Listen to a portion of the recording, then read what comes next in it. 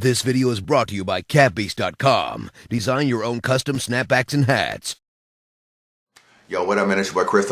You checking in, man. I can barely really focus. I feel like I'm damn blinking every damn second or whatever. Just trying to focus. I just got through watching the Falcons and the Seahawks. Yes, I've been drinking a little bit. Definitely excited over the win, man. Shout out to the Falcons, man. Matt Ryan, Matty Ice doing his thing. Hopefully we can beat the Cowboys next week, or we can beat the Packers next week and make it to the Super Bowl. That's all I care about, man. That's all I care about at the end of the day. But we here to talk about Rum Nitty versus Tay Roc. I'm going to be real with you. I really didn't like this battle that much. It wasn't a terrible battle, but it definitely was underwhelming, to say the least. You know what I'm saying? When you look at Briz versus Arsenal, you look at Chess versus Av, you look at Surf versus T-Top.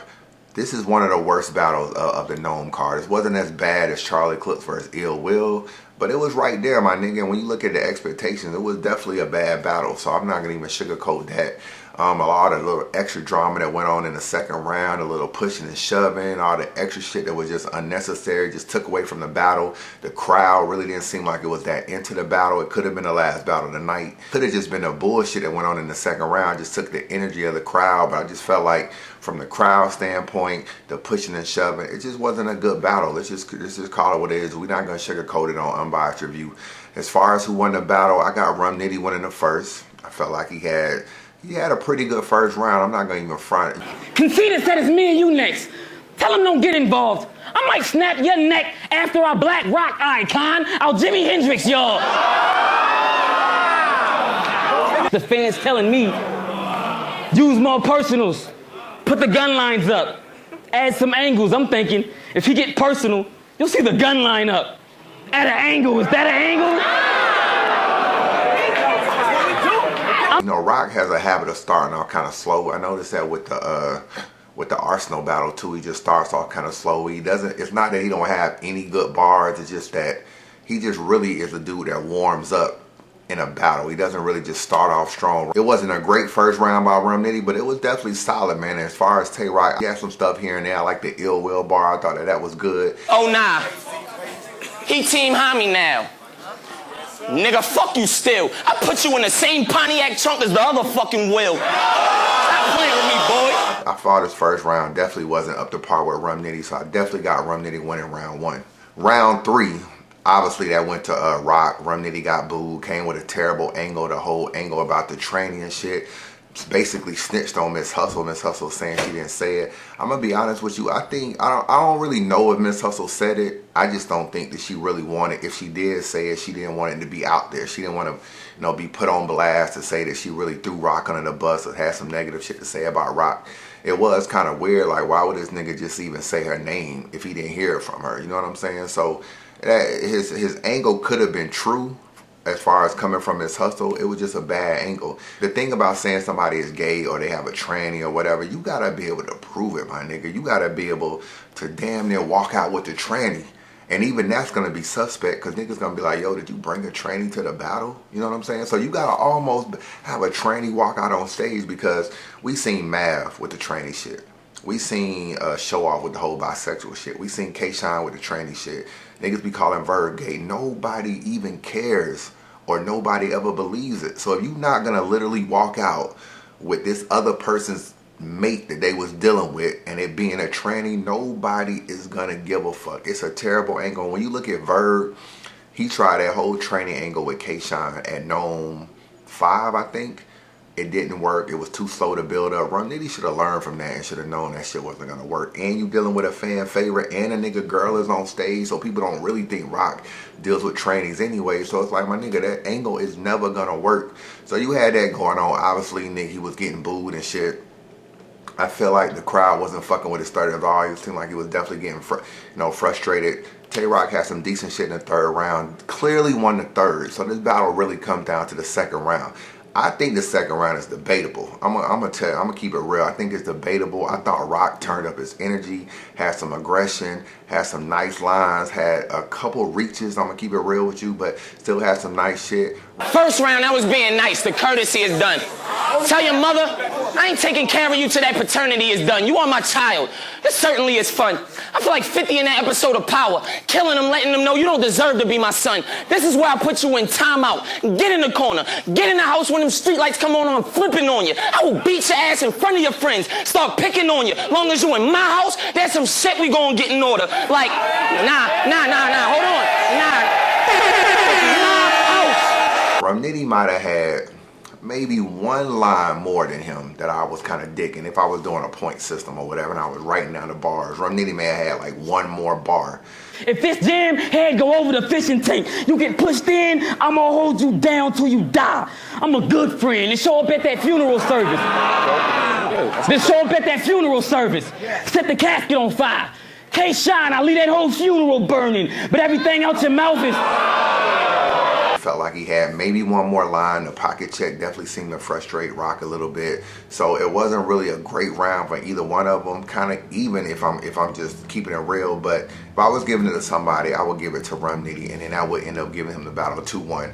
I see people saying, yo, what's up with a rematch? We don't need to see no rematch, my nigga. Let's just call it what it is. I definitely don't feel like it need to be no rematch or nothing like that. Let's just let the battle stand the way it is, and it is what it is. The only rematches I really want to see, I don't really like rematches, I'm gonna be honest with you, but if we were gonna do rematches, it just needs to be, you can let Arsenal go out, his last battle ever on camera versus Hollow. That wouldn't be a bad match, you know what I'm saying? I know people kind of down on Ars because he really lost to Briz bad, but he's earned the right to have a rematch with Hollow, so I wouldn't mind that rematch.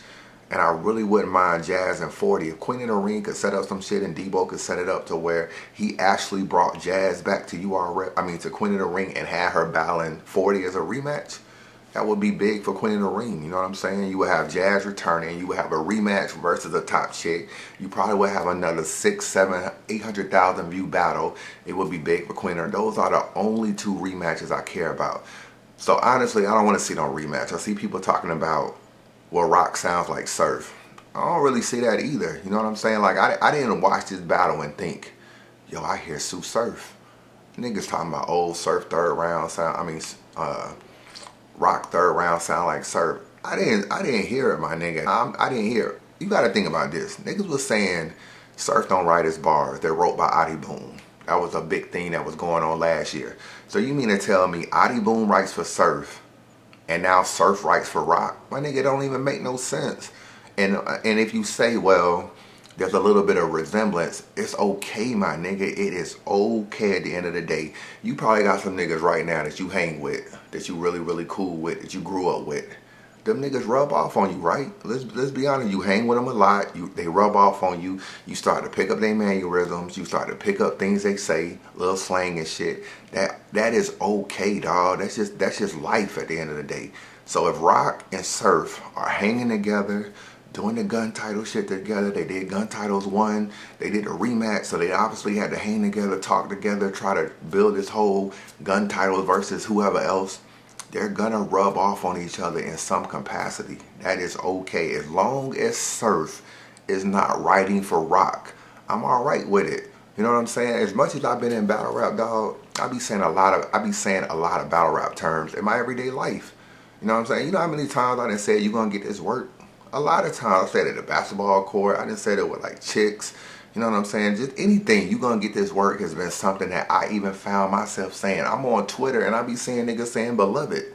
Where they get that from? They picked it up from Loaded Lux. It's a lot of battle rap slang that even we pick up just from watching battles. So, is it really a big deal? No, it's just life. You're gonna pick up the shit from hanging around niggas. You're gonna pick up their mannerisms and you're gonna pick up their ways. And it works both ways. I'm pretty sure Surf has gotten a little bit from Roc, and Roc has gotten a little bit from Surf. As long as they are not writing bars, I am cool with it, because I understand the rest of it just come from hanging with each other. It just is what it is. So that's that. What else I want to say about this battle? I really wish Roc would have not battled Arsenal. I really feel like that's where this battle went downhill from him as far as giving us a classic performance. You know, this battle with him and Rum was set up a long time ago. I remember going on Twitter and saying like, yo, URL just locked in a crazy battle. it was this battle. You know what I'm saying? People didn't know if it was Hitman and Suge. People didn't know if it was this battle. People didn't know if it was K-Shine and Rex. But I was saying they locked in a grudge match. It was this battle. For a long time, this battle was set up. And then I was hearing, Shotgun Suge and Surf Gun battle. Shotgun Suge and Surf Gun battle. And I was like, nah, they ain't gonna battle. They cool. Shotgun Suge and Surf Gun battle. And then out of nowhere, UW booked Shotgun Suge and Surf. And then it was like, oh shit, this shit really going down. And what was the undercard? Roc and Arsenal. So what ends up happening is Roc takes Arsenal like 3 to 4 weeks before he battles Rum Nitty. And it hurt in his writing because he wrote way better for Arsenal, because the second round and third round in his Arsenal battle is great Roc.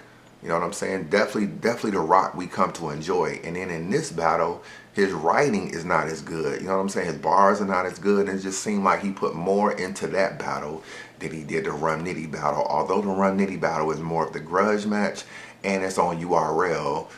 Granted, Arsenal is the bigger battler, but he put more into that battle, in my personal opinion. I think the short notice or trying to take 2 battles within a month, I think it hurt his writing. And that's what we pretty much learned from Roc. He just should not have took Arsenal before he took Rum Nitty. That's basically what I took away from it. As far as Rum Nitty, I really don't like his professionalism. I'm gonna keep it real with you. I didn't say this before. He's way too much talking through niggas' rounds, kicking, doing little gestures, doing little looks and shit, holding his head all down. I told you about the Danger Zone situation when I was interviewing Danger Zone. He was talking about when they battled in Pittsburgh. They both was writer's block, but he pretty much was talking through his round, gesturing, acting like the bars were whack, fucking up the battle. These 2 niggas are writer's block dudes. Danger Zone is throwing off because he's like, yo, my nigga, you writer's block, I'm writer's block. You know, why are you talking to my round? Not saying you just want to give me the battle, but at the end of the day, we should somewhat be encouraging each other to have a good battle. Excuse me, Rum Nitty went on Facebook and apologized to Danger Zone, dog. I don't even have the screenshot, but he apologized to Danger Zone for his unprofessionalism. So he know that that's a big deal with him. And then he was doing a little bit of it in the Ill Will battle, and then this battle. You know what I'm saying? With the whole you coming up to Roc, your fucking brim is in this nigga face, so of course he turns your hat, you get mad. I feel like it's more provoked by you, in my personal opinion. And then you really think after the altercation you could pocket check him and get away with it, you know what I'm saying, without there being another altercation. Like, it was just like unprovoked shit that I just felt like Rum Nitty did. It's almost like the short man syndrome, where I'm a little nigga and I gotta prove to you I'm tough at the end of the day. It just seemed like that. I don't want to absolve Roc, because I know there was a couple times Roc was talking through Rum Nitty's rounds too, like later on in the battle, but I just felt like that's something Rum Nitty definitely needs to work on, because it's starting to become a stigma of him. Like, you starting to see that a lot. Even when I was at Gladiator School, he was doing it with Rex too. You know what I'm saying? Talking through Rex rounds. So it's just another thing we starting to see. So that's one thing I noticed. And another thing, man, do y'all feel like Rum Nitty is a main stage battler? You know what I'm saying? I think the jury is still out on that, man. I think, you know, I don't want to act like he can't do it on the main stage, or he can never really get busy on the main stage. I think they labeled JC like that a long time ago, and he's been fighting that stigma too. And I don't really know how JC is doing a main stage now, but there's been this stigma with him that he's probably better in small rooms than he is in big rooms. And I don't know if that's fair to even JC. But as far as Rum Nitty, I know the sample size is small. Do y'all really feel like he can get busy on the main stage and give you a classic performance? I know we got the Ill Will, we got the Av. Those are small rooms though. Do you think he can translate it to the main stage? I think that's what he needs to figure out moving forward, and that's what URL is going to have to decide. If we have a Summer Madness or we have another Gnome, do we feel like we can put Rum Nitty up with another well-rounded dude, and he can bring a great performance? I think that's still up in the air. And small sample size, but I don't really know. What do y'all think? Y'all feel like Rum Nitty can rise to the occasion and give you a classic main stage performance, or is he a small room battler? Just my thoughts on the battle, man. But Unbiased Review, holla at your boy.